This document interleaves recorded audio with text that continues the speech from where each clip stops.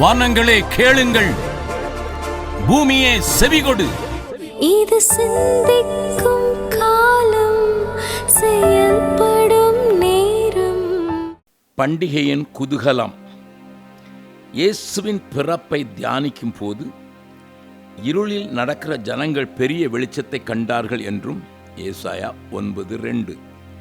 எல்லா ஜனத்துக்கும் சந்தோஷ செய்தி என்றும் லூக்கா 2:10. நாம் கூறுவது வேதத்திற்கு ஒத்ததும் நாம் அனுபவிக்கும் பேருண்மை என்பதனை எவரும் மறுக்க இயலாது. அவர் பிறந்த நேரத்தில் காணப்பட்ட அரசியல் உலகையும் ஆன்மீக உலகையும் உறவுகளின் நிலைகளையும் ஆராய்ந்தால் இன்றைய உலகின் நிலையும் அதுவே என்பதனை கண்டுகொள்ளும். அதே நேரத்தில் இந்த செய்தி அன்று போலவே இன்றைக்கும் அதிகம் அவசியம் என்பதை நாம் கண்டுகொள்ள முடியும். ஆனால் அதன் மத்தியிலும் கீழ்ப்படுகிற இதயம் கொண்டவர்கள் சிலரின் வாழ்வும் இணைந்து விட்டபடியினால் தான் பெத்லகேம் என்று இரட்சகரை கொண்டாடும் இடமாக மாறிற்று என்பதனை சிந்திக்கும் கால் நம்மையும் மேலும் கீழ்ப்பிடிதலுக்கு வழி நடத்துகிறது என்பதும் மாறாத சத்தியமே. அன்றைய அரசியல் நிலை என்ன? தேவ ஜனங்கள் இறை அதிகாரத்தின் கீழ் இல்லை, மாறாக மாற்றாரின் ஆதிக்கத்திலேயே அடிமைகளாக இருந்தது மாத்திரமல்ல, இக்காலத்திலா ராஜ்யத்தை இஸ்ரவேலுக்கு திரும்ப தருவீர் அப்போஸ்தலர் 1:6 என்ற ஏக்க குரலோடு வாழ்ந்து வந்தனர். அரசு நிர்வாகத்தில் லஞ்சம் ஏகோபித்து இருந்த காலம் அது.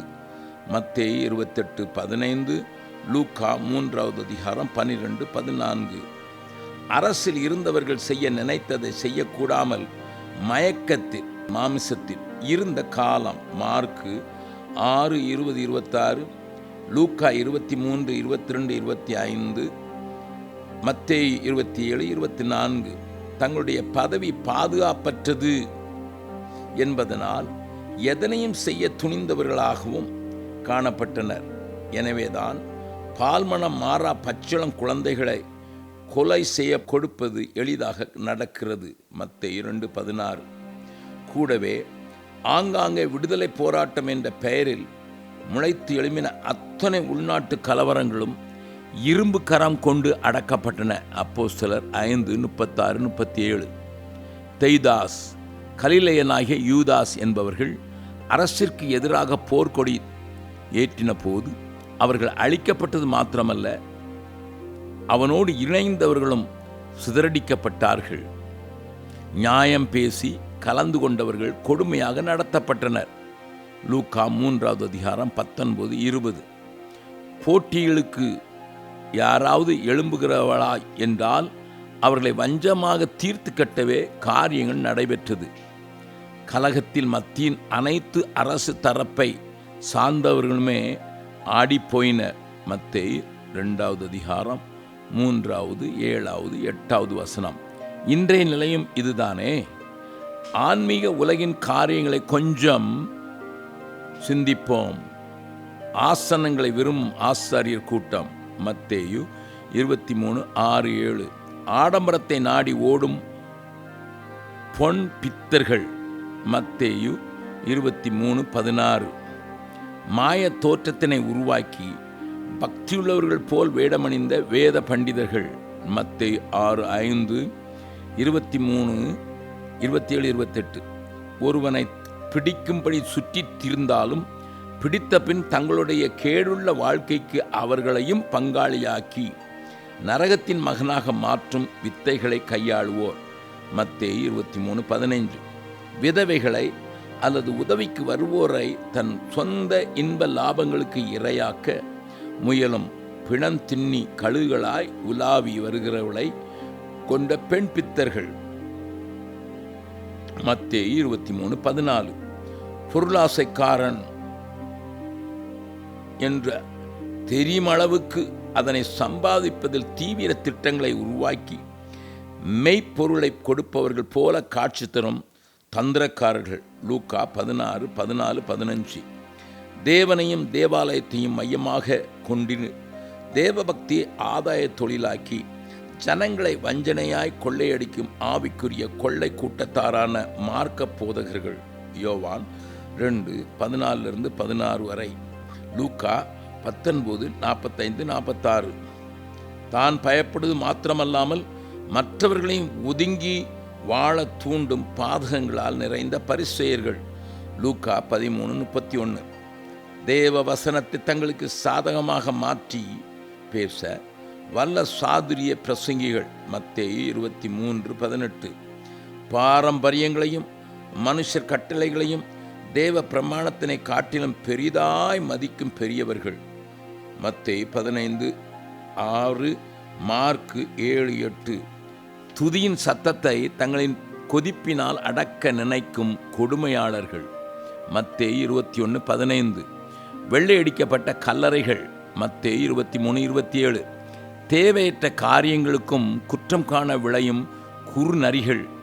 மார்க்கு 7:2. இப்படிப்பட்டவர்களை தலைமையாக கொண்டு செயல்பட்ட ஆவிக்குரிய உலகின் நிலைமை எப்படி இருந்திருக்க வேண்டும்? சற்றே சிந்தித்து பாருங்கள். உறவின் நிலைகளை பார்ப்போம். பிள்ளைக்குரிய கடமைகளை பணத்திற்காக மாற்றி போதித்து பெற்றோருக்கு பிள்ளைகளுக்கும் உரிய பந்தத்தை மாற்றி அமைத்து கொண்ட பொல்லாத காலமாகத்தான் இருந்தது. மத்தேயு 15:4-5. பிதாக்களின் இருதயத்தை பிள்ளைகளிடத்திற்கும் பிள்ளைகளின் இருதயத்தை பிதாக்களிடத்திற்கும் திருப்ப வேண்டிய அளவுக்கு பிளவுபட்டிருந்த காலம் அது. மல்கியா 4:6, லூக்கா 1:17.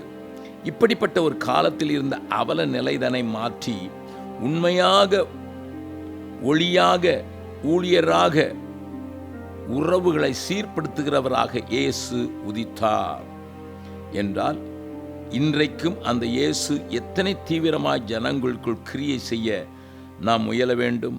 அதற்கு காரணமாய் இருந்த சிலரையும் கொஞ்சம் கவனித்து பார்த்தால் அது நம்மையும் மறுமுகமாக்கவும் மாற்றி அமைக்கவும் ஏதுவாக இருக்கும். மேற்கண்ட ஆவிக்குரிய உலகில் ஆங்காங்கே தேவன் தம்முடையவர்களை வைக்காமல் இல்லை. குற்றமற்றவர்களாய் நடந்த சகரியா எலிசபெத் தம்பதியினர். லூக்கா 1:6. அவர்கள் மேல் தேவனுடைய கவனம் சென்றதில் தவறில்லையே. தேவதூதன் சொன்ன செய்தியை நம்ப முடியவில்லை.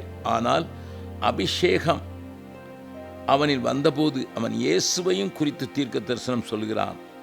நம்மை ஊழியக்காரர்கள் ஆக்கவே இயேசு வெளிப்படுகிறார் என்றும் தம்முடையவர்களை தட்டி எழுப்புகிறான். லூக்கா 1:71. மரியாள், அவளுக்கு தேவ திட்டம் நிறைவேற்றப்பட தன்னுடைய சரீரத்தையும் ஒப்புக் கொடுப்பது எளிதாகவே இருந்தது. ஆண்டவருக்கு அடிமை. லூக்கா 1:38 என்று கூறிய பின் அங்கே அகம்பாவத்திற்கு இடமில்லையே. எளிமையும் ஏழ்மையும் இந்த ஒப்பு கொடுத்தலுக்கு முன் தடைக்கற்களாய் அல்லாமல் படிக்கற்களாய் மாறிவிட்டன. யோசேப்பு நீதிமானாகிய அவன் சொப்பனத்தை தேவனே தந்தார் என்பதனை அறிந்து தன் ஆசை சிலைகளெல்லாம் பரிசுத்தமுள்ள ஒன்று தன் மனைவியின் கருவில் உருவாகுது என்ற எண்ணத்தினால் அடக்கிவிட்டு. மத்தேயு 1:25. கட்டளைகளை புறப்பட்ட போதெல்லாம் எல்லாமே சொப்பனத்தினால்தான். கேள்விகளை கேட்டு தாமதிக்காமல் செயல்பட ஒப்பு கொடுத்த விந்தை மனிதன். மத்தேயு 2:14-15, 2:21. தன் பலத்தையோ திறமைகளையோ நம்பாமல் தேவனை சார்ந்த வாழ்வு வாழ கற்றிருந்த உத்தமன். மேய்ப்பர்கள். தேவன் ஏன் அவர்களுக்கு தான் முதல் செய்தியை, கிறிஸ்துமஸ் செய்தியை அறிவித்தாரோ? ஊருக்குள் இருந்தவர்களுக்கும் உல்லாச அரண்மனையில் இருந்தவர்களுக்கும் இவைகள் அறிவிக்கப்படவில்லை. அவர்கள் அறிந்தபோது புரிந்து கொள்ளவும் இல்லை. மத்தேயு 2:4. இத்தனை திரள் கூட்ட தேவதூதர்களை சந்தித்தவர்கள் தேவதூதனின் செய்தியையும் பாடல்களையும் கேட்டதோடு மகிமையில் நின்றவர்கள் இன்றைய ஊழியர்கள் செல்வது போல அந்த இடத்தில் கோபுரங்களை கட்டி அதனை காசாக்கும் பணியில் ஈடுபடாமல் மாறாக தேவனை மகிமைப்படுத்தினார்கள், துதித்தார்கள், மற்றவர்களுக்கு கூறினார்கள். லூக்கா 2:8-18 வரை தீவிரம் காட்டினார்கள், பிரசுத்தம் பண்ணினார்கள். இரட்சகன் பிறப்பதனை என்னே வித்தியாசம் இன்றைக்கும் அன்றைக்கும். சாஸ்திரிகள். ராஜாவை சந்தித்து தங்களுக்கு ஏதாவது பெற்றுக்கொள்ளலாம் என்று எண்ணாமல் தங்களுடையவைகளையே அவருக்கு தருவதற்கு தத்தம் செய்தவர்கள். மத்தேயு 2:11. முதலில் இயேசுவை சந்திக்க தங்களின் மூளை அறிவை உபயோகப்படுத்தி தோல்வி கண்டவர்கள். பின்னர் தேவ நடத்துதலுக்கு முற்றிலும் விட்டு கொடுத்து வெற்றி கண்ட பின்னர் இறை ஆணைக்கு கீழ்ப்படிய தயக்கம் காட்டவில்லை. ஆதாயத்தை தேடி பிள்ளையை காண வரவில்லை அவர்கள், மாறாக ஆண்டவரை தரிசிக்கவே வந்தார்கள். அறிவு அவர்களை ஆண்டவரை தேடவே வழி நடத்திற்று. தீர்க்கதரிசன பார்வை உடைய காணிக்கைகளையே உவந்து அளிக்க அவர்கள் ஏவப்பட்டார்கள். பொன் அவரை ராஜா என்று பிரகடனப்படுத்தவும், தூபவர்க்கம் அவர் ஆசாரியர் என்று சொல்லவும், வெள்ளைப்போளம் அவர் பலியாவார் என்று விளம்பரம் செய்யவும் அவர்களுக்கு வெளிப்பாடு உண்டாயிற்று. ராஜாவினிடத்தில் ஒன்றை எதிர்பார்த்து அல்ல, அவரை பணிந்து முற்படும் எவருக்கும் வெளிப்பாடுகள் உண்டாவதில் ஆச்சரியமில்லையே. மத்தேயு 2:2. சிமியோன் இருண்ட காலத்திலும் தேவ ஆவியினால் நடத்தப்பட்டவன். 400 ஆண்டுகள் தேவ சித்தம் வெளிப்படையாய் தொனிக்காத நாட்களில் அவனுக்குள் அவர் குரல் தொனிக்க தடைகள் இல்லை. லூக்கா 2:25-27 வரை. அவரை தரிசித்த பின் உலகத்தை விட்டு போவதற்கு ஆயத்தம். வசனம் 29. அவரே என் வாஞ்சை, அவரே என் விருப்பம் என்று வாழ்க்கைக்கு அல்லவோ அவனை ஆவியானவர் பயிற்சிப்பித்தார். இன்றைய ஆவியானவரின் அசைவுக்கும் அன்றைய ஆவியானவர் அசைவுக்கும் எத்தனை வித்தியாசம்! அந்நாள் கன்னி பிராயத்தில் விவாக வாழ்வினை ஆரம்பித்து 7 ஆண்டுகள் ஆயின பின்னர் கணவனை இழந்த இவளுக்கு 50 வருடங்களுக்கு மேல் ஜெப வாழ்க்கையே பெரிதாக இருந்தது. 84 வயது என்ற முதுமை இவளின் ஜெப வாழ்க்கையோ உபவாச வாழ்விற்கோ முட்டுக்கட்டை போட முடியவில்லை. ஜெபத்தில் ஊறின அவளுக்கும் தேவன் இயக்கும் சக்தியாகவே அமைகிறார். சரியாக வந்து அவரை தரிசித்து காத்திருந்த கூட்டத்திற்கு செய்தி சொல்கிறாள். என்ன அற்புதம்! இன்றைக்கு நலிந்து குலைந்து சீர்கெட்டு போய்கொண்டிருக்கும் அரசியல் ஆன்மீக உலகத்திற்கு இயேசுவை வெளிப்படுத்த இப்படி கீழ்ப்படிந்தோரே தேவை. அதில் நீங்களும் நானும் ஏன் பங்கேற்கக்கூடாது? பண்டிகை பகட்டுக்காக அல்ல, பரமனை உலகத்துக்கு அறிவிக்க தரப்படும் அரும் பெரும் சிலாக்கியமான சந்தர்ப்பங்கள்.